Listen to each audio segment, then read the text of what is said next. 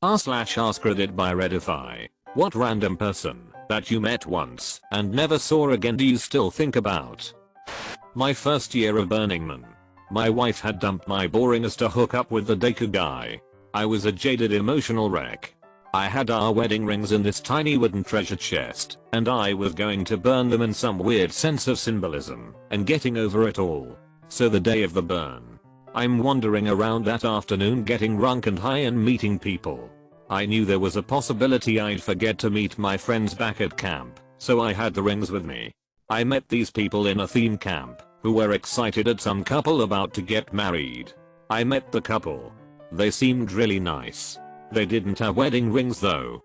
They were like, we figured we'd get them later, and this other hippie chick was like, I know the player will provide it. So there I'm holding the rings in my backpack. Finally I'm like, okay, duck it. I have wedding rings, I say. I told them I was divorced and going to burn them. The hippie chick convinces me, pretty easily, that giving them a new home is better karma for everyone. I was like, yeah, that's why I said it. I bust open the treasure chest. I should explain. These were really nice bands. Hers was white gold with a diamond center, and ruby and sapphire on the edges, red, white and blue. The bride-to-be says, oh my god, it's beautiful. His was gold with embossed leaf print. The groom-to-be got kind of pale and is like, we don't have any money. So I'm like, well no hit, this is a barter society. So what do we got to barter? People. I got a big bag of weed, some delicious vegan soup, and one of the theme camp's t-shirts. I made the couple promise me to actually love each other, to communicate, to ducking work at the marriage. I told them they owed me that much. We all hugged each other. I went back to camp and got everyone high and fed them. I really hope they are still together. This is really touching. It was quite selfless of you to offer the rings. How are you doing now? Thanks. The rings were going away anyway, but the couple were obviously blown away by it all. Hell of a deal for them, haha. Bag of weed, some soup, and a t-shirt. I'm doing good, thanks for asking. I met a great girl about 10 years ago. We married 5 years ago. We have 2 little boys, 5 years and 18 months. And we bought our first house last spring. I was pretty jaded for a while and hung out with a bad crowd, but I'm in a much better place now. I was in Christchurch, NZ years ago in a line to get into some club. I had the hiccups. A gorgeous girl in front of me turned around, put her hands on my shoulders, looked into my eyes, and said, your hiccups are gone. And they were. I spent the next few hours talking to her. She had had a fight with her boyfriend and stormed off to go clubbing. I arranged to meet her the next day, my last in NZ, in the coffee shop where she worked, but she called in sick, and I never saw her again. I hope you're happy somewhere out there. Hiccup girl. You know she prob went home, made up with her boyfriend, and didn't wanna meet you in case you got the wrong idea. Kinda sad. Yup, probably what happened. I hope they got married and had a bunch of kids. Edit, gold? Or shucks. I was walking down the street and I saw this girl. We made eye contact and both stopped. I knew her from somewhere. She knew me from somewhere. We spent 20 minutes trying to figure out where we knew each other from. I grew up in Melbourne. She grew up in Queensland. We went through friends, family members, places we'd visited. There was nowhere our paths had crossed. But I knew her. And she swore she knew me. That was about 15 years ago. And I still try to remember how the hell I knew her.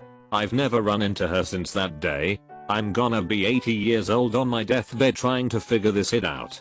Edit, because there are way too many comments to be responded to individually. We were both girls. Both 14, so definitely no work connection. Never traveled to the same city at the same time. We'd both visited Sydney. But I was 10. She was 6.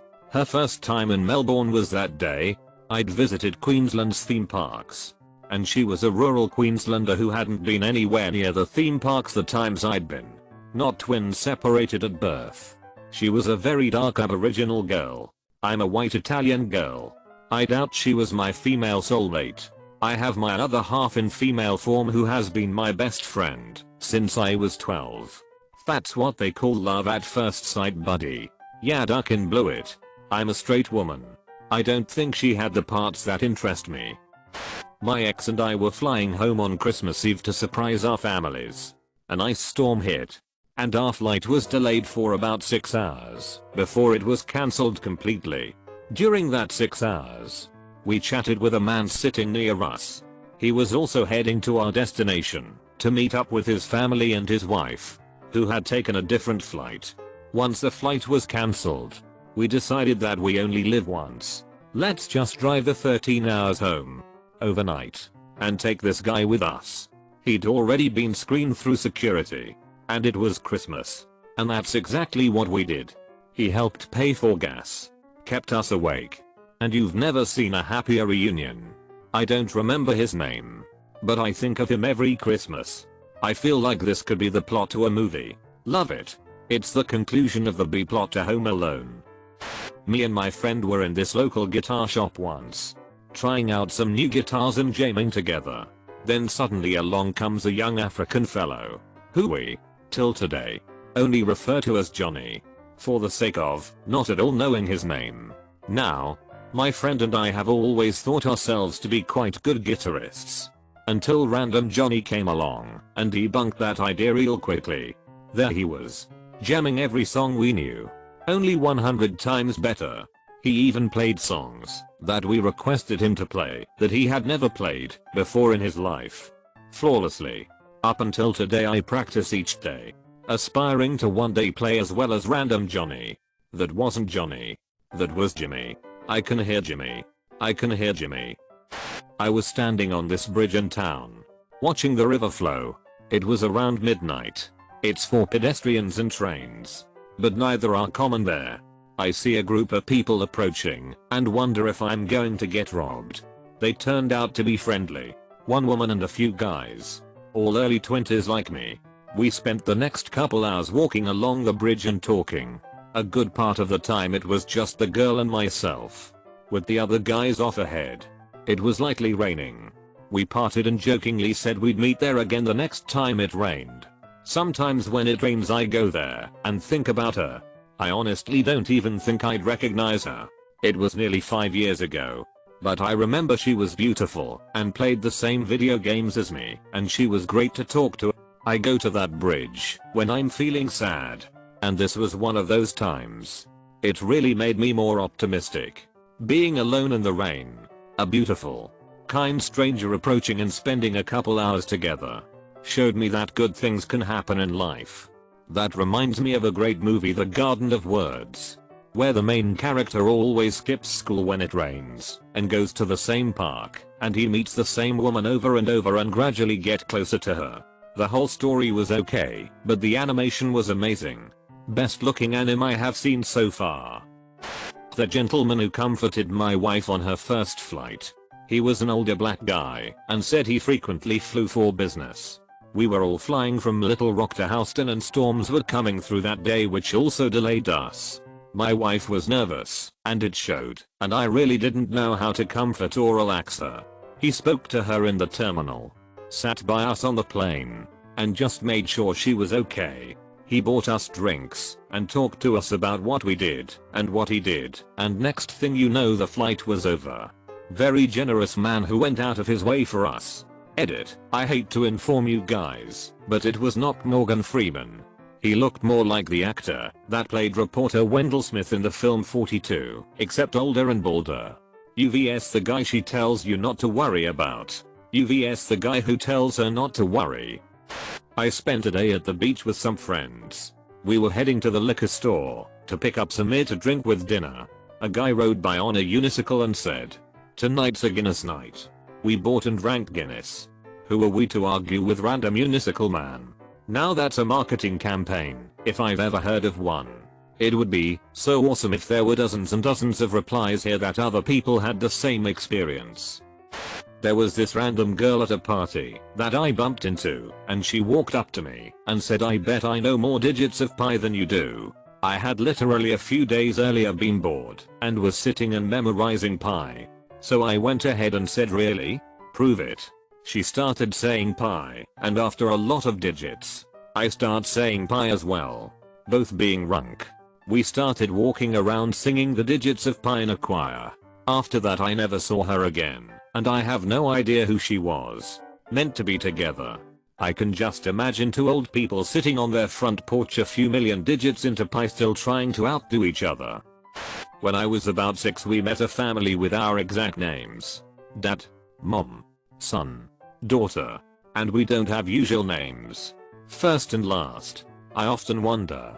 I'm pretty sure that was a glitch in the multiverse. The glitch has been corrected. What do you mean? Where's the other family? The glitch has been corrected. I worked as a waitress as my first job. I was given a table of 4, a mother, father, and 2 young kids. I went to ask them their drink order, and when the mom looked up at me, I was struck dumb by how unbelievably gorgeous she was. Brown skin, thick black hair, thin nose, high cheekbones, and the purest dark blue eyes. I had to ask her to repeat her order, because I could only focus on how beautiful she was. Easily the most attractive woman I've seen before or since. She was very sweet and patient with me, and they left a good tip. Cute kids too. Husband was aight. This got me. Lol. I chuckled. Like this man lucky he got the golden goose. When I was 10 I was on a road trip. Waiting for a ferry. A man maybe in his 30s in a motorcycle pulled up next to me and we started talking.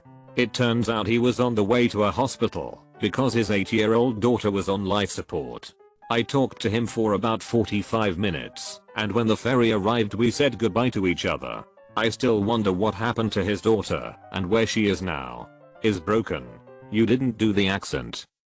I'm a guy in my early 20s who smokes a tobacco pipe. One day I stepped out into what is normally a very busy shopping street in my city. Lit up the pipe I had already packed and lifted my head up. The street was completely dead at 2 PM on a Saturday apart from one person.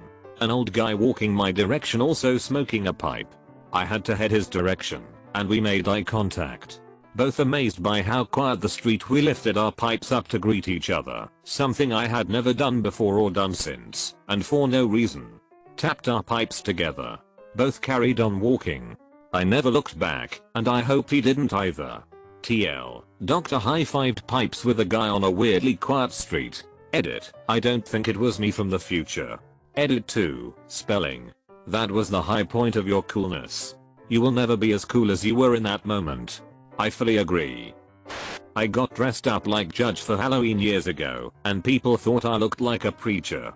Instead. So, during a street celebration, I drunkenly started preaching at people, pointing at short skirts, and yelling about sinners everywhere. Some drunk kid stopped and started crying. Said he'd lost his way, and wanted to pray with me. So, drunk as I was, I did it. I put my hand on his shoulder while he knelt and we prayed. I have no idea what I said. The kid wandered away after, looking a little relieved. I went on getting blindingly drunk. I still wonder what happened to that kid. Years later.